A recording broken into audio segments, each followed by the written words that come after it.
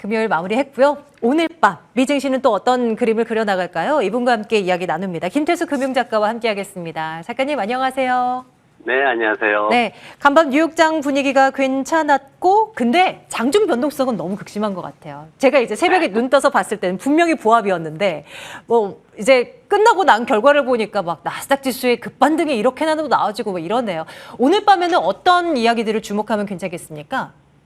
네, 미국 투자자들도 사실 그렇게 심리적으로 아직까지 뭔가 확신을 갖지 못하다 보니까 이제 지난밤에 그 성장형 기술주들이 많이 올랐어요. 이제 중저가로 있던 주식들도 많이 올랐고, 그리고 지난 이제 이번 하락장, 올해 들어서 하락장이 많이 떨어졌던, 그러니까 성장형 그 중소형 기업들 보면은 보통 한 3분의 1 토막 나는 것도 굉장히 많아요. 이제 그러다 보니까 그런 주식들이 이제 뭐 최근에 한 3, 4일 동안에 한 20% 이상씩 이렇게 상승하는 그런 모습들을 보였습니다. 애플 같은 경우에도 꾸준히 장을 끌고 나가는 그런 모습을 보이고 있어서 뭔가 그래도 아직 미국 시장은 대장주가 살아있다라는 느낌이 있고요. 이제 한국 시장은 좀 힘든 게 이제 그런 모습이 좀 없다 보니까 좀 많이 흔들리는 것 같습니다.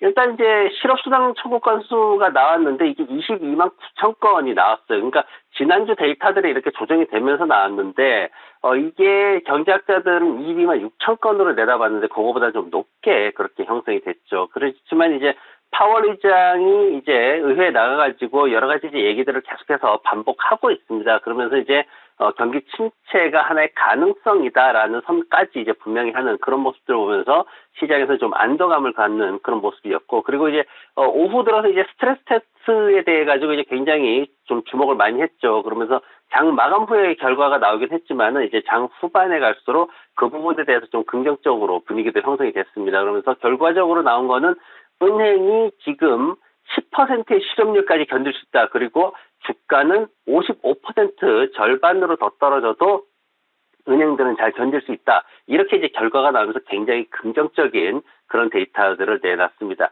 오늘 밤에 이제 나오는 게 이제 5월 신규 주택 판매 데이터가 나옵니다. 지금 차트 보시면은 지난 2019년도보다도 더 떨어져 있는 그런 모습 보이고 있습니다. 그래서 이런 주택 판매 쪽이 자꾸 줄어들면은 사실 그 개인들의 어떤 자산이 좀 위축되는 그런 모습이 있기 때문에 소비도 위축될 수 있습니다. 그래서 이런 것들을 좀 봐야 되고요.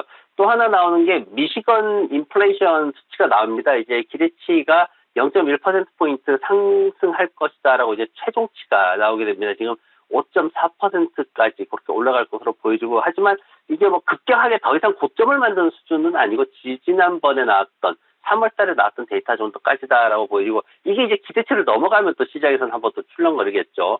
그리고 금요일 이제 내구재 주문 발표되는데, 이 내구재 주문 같은 경우에도 지금 보면은 이제 뭐랄까요, 좀 전체적으로 많이 떨어져 있는 그런 모습입니다. 내구재 주문이 떨어지게 되면은 기업들이 어떤 재투자 쪽에 있어서 굉장히 망설이고 있다. 그리고 앞으로 전망이 좀 불확실하다. 이렇게 평가가 되기 때문에 이런 부분들도 우리가 좀 봐야 되고, 마지막으로 이제 봐야 될 게 이제 오늘 밤에 이제 카맥스라든가 아니면 카니발이라든가 나이키, 이 회사들이 이제 실적 발표를 합니다. 나이키는 이제 월요일 날 발표를 하게 되는데, 소비 관련주들이 실적 발표를 하는데 최근에 이제 소비 관련주들에 대해 가지고 조금 부정적인 전망들이 자꾸 나오고 있죠. 그래서 카맥스 쪽도 이제 자동차 관련된 그런 회사인데 지금 순익 자체가 굉장히 좀 한 1달러 이상 떨어지는 것으로 예상이 되고 있고, 그리고 카니발도 이 카니발 쪽이 뭔가 좀 좋아질 거다라고 생각을 했는데, 근데 실질적으로 그 개선되는 속도가 굉장히 좀 느리게 나타나고 있다라는 게 주가의 불안 요소로 그렇게 작용을 하고 있습니다. 그리고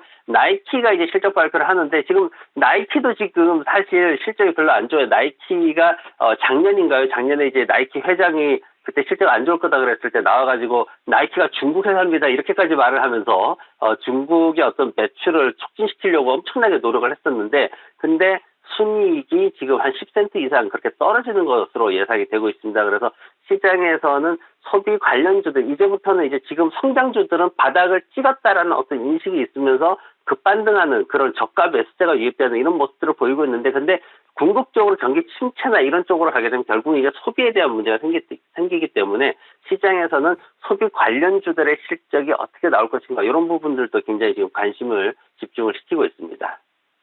나이키는 뭐 미국인들뿐만이 아니라 전 세계인들이 또 사랑하는 브랜드지 않습니까? 저희 우리 PD님도 요 소비에 일조했다고 계속 이야기를 하시는데 여기 실적이 깨져버리면 또 시장은 또 다르게 또 해석을 할 수가 있기 때문에 좀 잘 봐야 될 것 같습니다. 자, 이제 기업에 대한 이야기로 넘어갈게요.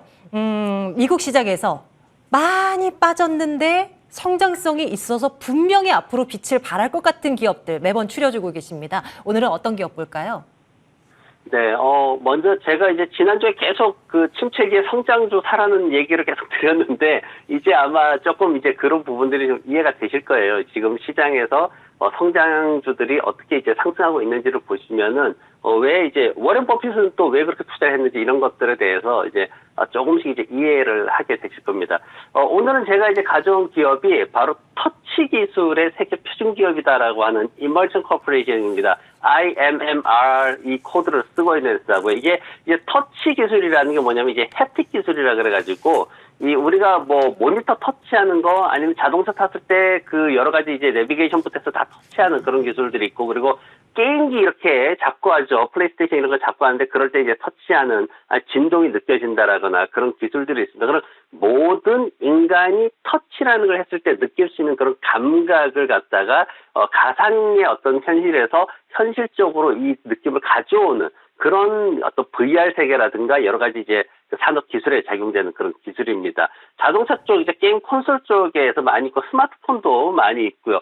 지금 한 세계적으로 따지면은 한 30억 개 이상의 장치에 이 햅틱 기술이 사용이 되고 있는 엄청나게 그 소비자들의 뭔가 만족도를, 감성적인 만족도를 높여가는 그런 기술이다라고 볼 수 있는데, 자동차 터치 스크린, 뭐 미디어 장치, 키보드라든가 내비게이션, 버튼, 다이얼 돌리는 거 아니면 심지어 이제 자동차 페달까지도 이런 뭔가 터치하는 것에 있어서 감각을 굉장히 중요하게 여기고 있습니다. 지금 고급 자동차들 예를 들면은 과거에는 문 닫는 소리라든가 이런 것들도 굉장히 예민하게 인간의 감성을 충족시키기 위해서 고급차들이 노력을 했거든요. 그러면서 이제 얼마나 더 좋은 정숙성을 가지고 있고 얼마나 더 좋은 고급 가죽 시트를 쓰고 있고 이런 것들이 이제 자동차의 고급스러움을 표현을 했는데, 최근에는 터치 스크린이라든가 아니면 그런 기기들의 디자인, 그리고 관련된 터치감, 돌리는 다이얼 돌리는 느낌, 이런 어떤 그 감성적인 그런 부분들이 굉장히 자동차를 어필하는 데 많이 쓰이고 있는데, 테슬라의 그 대형 모니터 같은 경우에도 바로 그런 쪽에서 만들어진 제품입니다. 이게 이제 나아가가지고는 이제 게임이나 이런 가상현실 쪽에서는 이런 VR 세계에서는 이제 관련된 기술들이 접목이 돼가지고 플레이스테이션 5 쪽에서는 그런 센서들이 다 접목이 되는 그런 어떤 발전을 하는 그런 상황입니다. 그래서 앞으로도 이런 것들이 웨어러블 장치에도 어떤 압력적인 부분들 굉장히 많이 적용이 될 거고요. 그리고 터치되는 모든 그런 스크린이나 이런 것들의 어떤 초음파식 비접촉식의 어떤 기술이 또 구현이 될 겁니다. 그리고 로봇 관련해서 외골격이라든가 손가락 같은 그런 관절 같은 부분에도 이 기술이 많이 사용될 것으로 그렇게 전망이 되고 있어서 인간과 기계 사이의 연결의 어떤 그 경험을 굉장히 현실적으로 감성적으로 만들어주는 그런 기술을 가진 회사다라고 생각하시면 될 것 같습니다. 앞으로 이 회사가 가지고 있는 그 햅틱 기술이라는 산업은 앞으로 연평균 12.7% 정도 성장할 것으로 기대가 되고 있고, 또 하나 이제 이 회사의 중점은 뭐냐면은 좀 요즘 최근에 이제 이슈가 되는 건데, 페이스북이죠. 메타 플랫폼 같은 경우에 지금 이 회사한테 소송을 당해 있습니다. 왜냐면은 페이스북이 가상현실이나 이런 것들 구현을 할 때 이 회사 기술을 한 7개, 6개 정도를 특허를 침해하면서 썼다 이래가지고 지금 관련돼서 소송을 당해가지고 앞으로 로열티를 물어줄 수도 있는 그런 상황으로 연결이 되고 있고, 지금 현재 주가나 거래량 모두 한 절반밖에 되지 않습니다. 시장에서 10달러까지 타겟 잡고 있는데 5달러대 머물고 있고요. 거래량도 60만 주, 70만 주 이상 거래되다가 지금 30만 주대로 떨어져 있는 그런 상황이고, 여기 터가 이제 12배 정도밖에 되지 않습니다. 그리고 주당 순이익도 꾸준히 내고 있는 그런 상황이고요.